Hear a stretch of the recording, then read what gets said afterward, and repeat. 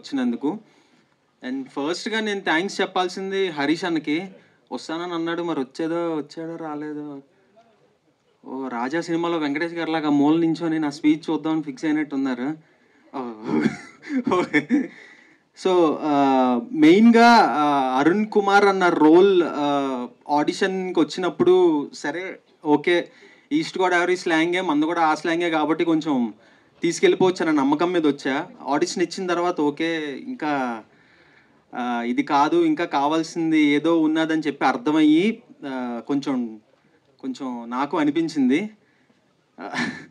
Okay వచ్చేస్తాను. So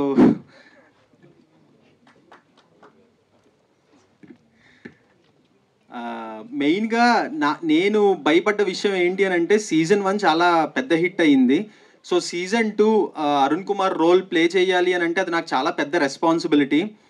నన్ను trust చేసి నాకు అరుణ్ కుమార్ రోల్ ఇచ్చినందుకు వాసు గారు thank you so much. And Aditya అన్న అంటే స్టార్టింగ్ కొంచెం డౌట్ ఉన్నా సరే తర్వాత చాలా ట్రస్ట్ చేశాడు. అది చాలా పెద్ద బర్డెన్ అండి.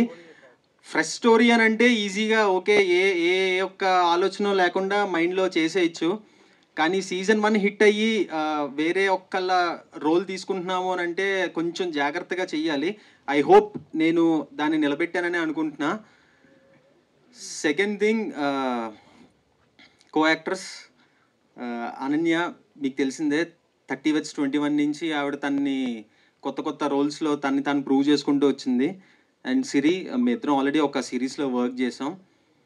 సో అది తనతో వర్క్ చేయడం పెద్ద కష్టం అనిపించలేదు. అండ్ తేజస్వి, తను ఏంటంటే అసలు కొత్త పాత అని ఏముండదు, ఒక యాక్టర్కి ఆ కంఫర్ట్ జోన్ అన్నది తను తీసుకొచ్చేస్తుంది. మెయిన్ ఇంకొకటి ఏంటంటే ఇందులో వాసు గారు ఉన్నారండి. చిన్నప్పటి నుంచి అందరూ అమృతం చూసే ఉంటారు. నేను ఆయనతో ఒక ఫ్యాన్ బాయ్లో వర్క్ చేశాను. ఆయన చూసినంతసేపు నాకు చిన్నప్పుడు చూసిన అమృతమే గుర్తొచ్చేది. లాస్ట్లో ఆయనతో ఫోటో కూడా దిగాను. అది చాలా బాగా అనిపించింది నాకు. అండ్ సెకండ్, మా డిఓపి గురించి మాట్లాడాలి. నెక్స్ట్ తను ఒకసారి స్టేజ్ మీదకి పిలుస్తారా మా డిఓపిని? డెఫినెట్లీ. ఎక్కడ? సో దా వావ్, వస్తున్నారు. అంటే మా ఇద్దరి పరిచయం కూడా చాలా ఏళ్ళ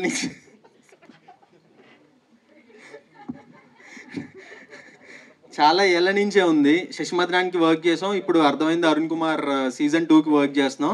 చాలా మంచి డిఓపి అండి. మంచి లైఫ్ ఉంటుంది. కొంచెం కోపం తగ్గించుకుంటే చాలు ఈ మనిషి. అది మీకు అర్థం అవ్వాలి నేను ఎందుకు అంటున్నాను ఇదంతా. సో నెక్స్ట్ మా producer Tanvi.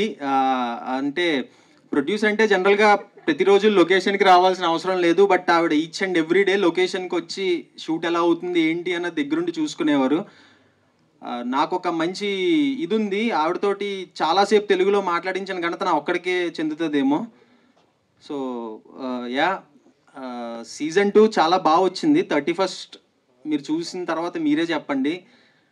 And season 1 encourage చేసినట్టే సీజన్ 2ని కూడా ఎంకరేజ్ చేస్తారు, మమ్మల్ని అందరినీ బ్లెస్ చేస్తారని మనస్ఫూర్తిగా కోరుకుంటున్నాను. Thank you so much. ఖచ్చితంగా అండి.